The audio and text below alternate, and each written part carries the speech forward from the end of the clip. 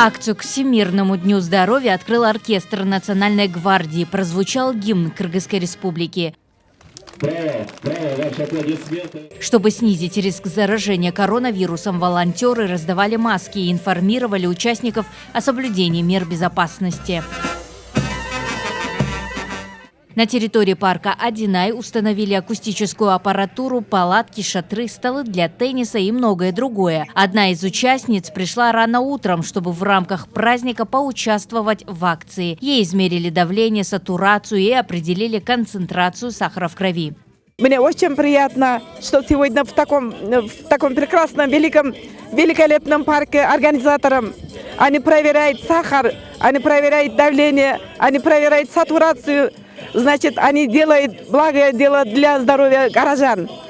Поэтому я очень благодарна организаторам. Пусть все будут здоровы.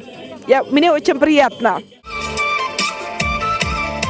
Мероприятие планировалось провести в прошлом году, однако из-за пандемии коронавируса все пришлось отменить. И в этот раз с соблюдением всех санитарно-эпидемиологических норм акция состоялась.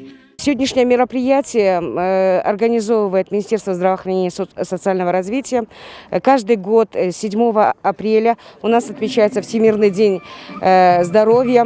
В прошлом году из-за пандемии, из-за коронавируса мы не смогли провести это мероприятие. У нас организованы шатры по измерению давления, измерению сахарного диабета и ВИЧ, тестирование на ВИЧ. И это мероприятие будет проходить в течение месяца. Сегодняшнее мероприятие проводится при соблюдении всех эпидемиологических правил. Также стоит отметить, что мероприятие проводится в поддержку медицинских и социальных работников, которые трудились во время пандемии. Человека, который будет бороться с ковидом, это главное свежий воздух, главное ходьба, главная физкультура, главное заниматься спортом. И я так думаю, что сегодняшнее наше мероприятие по всему Кыргызстану покажет, для того, чтобы победить болезнь COVID, надо вести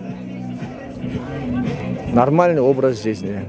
Чтобы поднять настроение горожан и гостей столицы, студенты медицинского колледжа подготовили флешмоб и провели мастер-класс по физической культуре. А между тем врачи оказывали консультативную помощь о введении правильного образа жизни, о том, как можно отказаться от табакокурения, сохранить ментальное здоровье и оказать первую медицинскую помощь. Акция продлится месяц. Даяна Джумабекова, Руслан Сабатаров, Ала-То 24.